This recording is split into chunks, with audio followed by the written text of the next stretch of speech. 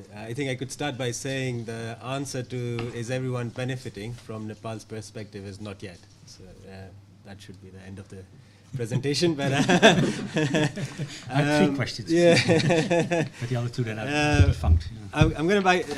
I was recently in an LDC in Africa, and I met this government official who last year had been traveling to Geneva for a couple of meetings on global value chain. And when I met him, he asked me, he said, Yurendra, it's everyone tells me that it's all about GVCs. What do I do, or what do we do? Which sort of started to, prompted me to start thinking about this issue. And in Ganesh's words, I guess I was lucky to land this contract with the Asian Development Bank's Outlook, because I'm not a GVC expert. I was approaching it from more of a development as a development economist. We were asked to look at global value chain participation in Nepal. And there the question was, how is Nepal participating? It became very quickly apparent that we were not. There were value chain, trade and value chain, some regional, but there wasn't a meaningful global value chain participation in Nepal.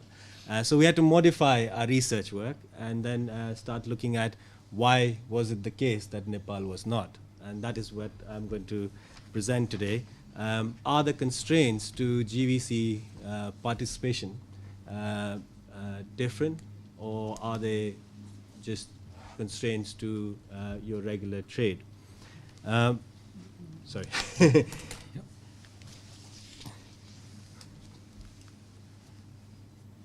Where do I point? Just anywhere. Okay. Right, so GVC allows countries to focus resources in doing certain tasks, which Ganesh eloquently put it, that you can start having allocation of production across geographical boundaries. Samoa, a small Pacific island country, produces electric wires for Toyota cars. That's your typical global value chain participation. It does not need to produce a car. It can take part in the automobile global value chain by focusing on a certain task. It does allow you to, gives you an opportunity to learn and move up the value chain, a point that Ganesh made. But it also presents a new layer of challenges and opportunities for a country or a firm participating. But what I would like to argue, and this is based on Nepal case, that the core set of constraints that a country faces with regards to trade and competitiveness pretty much remains the same whether you are participating in GVC or not. A quick overview of Nepal. Nepal hasn't done well in terms of having any meaningful economic growth. Its average historical economic growth has been 4% with lots of variance. And it hasn't really had any meaningful economic transformation. In fact, productivity, total factor productivity decreased in 2002. It was lower than what it was in 1997. And you've got a lot of labor moving out of agriculture into migration. And you've got a massively increasing trade imbalance. So you've got imports being driven by private consumption, which in turn is being driven by remittance inflows, and not much domestic production taking place. So in this context, I wanted to put forward 4 constraints that we thought were debilitating to production in Nepal, and these were factors that we spoke to private sector in Nepal. We asked them if there was going to be, if you were to participate in regional or global value chain, what do you think are the main constraints? The first is high cost of energy. You've got massive power shortage. We were told that in the last 10 years, unit price of production has increased from 6 rupees to 24 rupees just because of the change in energy cost. The second is regional non-tariff barriers for Nepal, because over 50% of trade is with India, and any value chain trade is going to start at the regional level.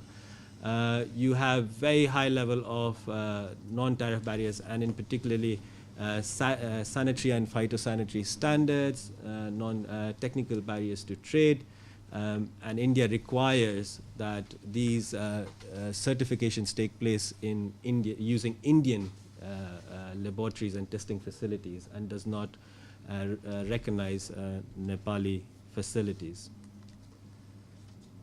The third issue is inadequate trade infrastructure, and what was interesting is Nepali firms face a double burden. So you've got a weak national infrastructure, and you are situated in a poor regional infrastructure. And this is something that came up recently even in Malawi, another landlocked country, which faces similar situation where you've got weak national infrastructure, and then you are also having to deal with very poor regional infrastructure. And very inefficient transit trade. And I think this is quite important for an LDC, especially if you're going to take part in global value chain. It means you should be able to efficiently move goods in and out of the country.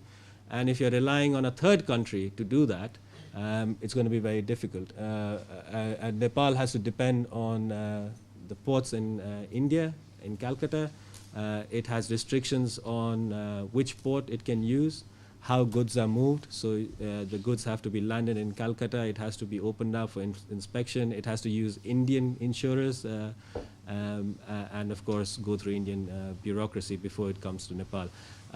The private sector told me that until any product, so I spoke to soap manufacturers in Nepal, and they were saying that when they import palm oil from Indonesia, the cost for Indian importer and Nepali importer is the same till the point of Calcutta. And then after Calcutta, it increases astronomically. So you are already becoming very uncompetitive just by the fact of how you move your inputs. So what do we do about it? Try to be slightly controversial here, and I say, or I would say to people, private sector and governments of LDCs, don't get distracted. Continue focusing on your core constraints. You have limited resources, so you have to make sure you make the best use of it.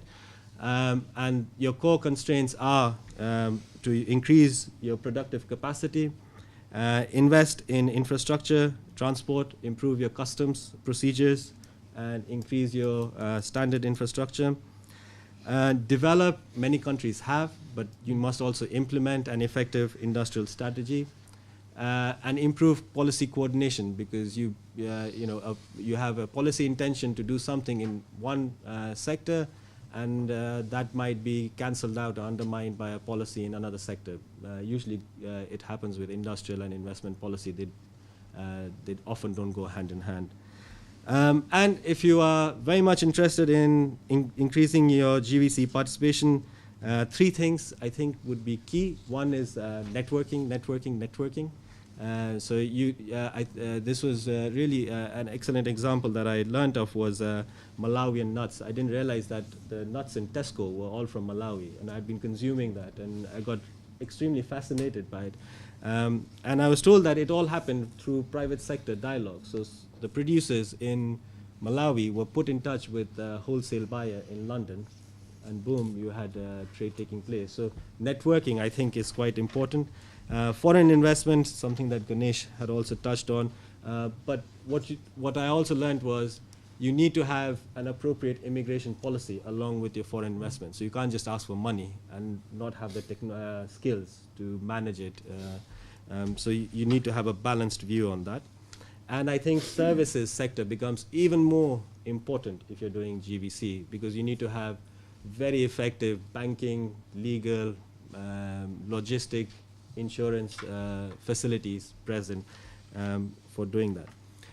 And my final point is I think you cannot forget the rest of the economy. So most of the places, your GVC sector is still going to be limited. So how does everyone within the country benefit? And I think the key issue is that, is it helping the country transform its economy by GVC participation? So going back to the Samoan example, great, it can produce a electric wire for the Toyota cars, but the rest of the economy is still not engaged with it. So it exists in a little silo, and it is heavily sustained by lots of tariff and other benefits for it to operate. So what kind of GVC you participate, I think is also quite important for development. Thank you. Okay, thank you very much. So something about the wider benefits of value chains, not those who participate, but also for the wider economy, whether it helps to transform economies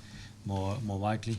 But also this presenting a very different case from Cambodia. So thinking through whether it doesn't take part, should it take part, what should it just pursue normal development policies as they would otherwise have done without value chains or with value chains, or should they actually put all their eggs in the networking basket and network and then hope that they can take part in value chains? But the question is at what cost?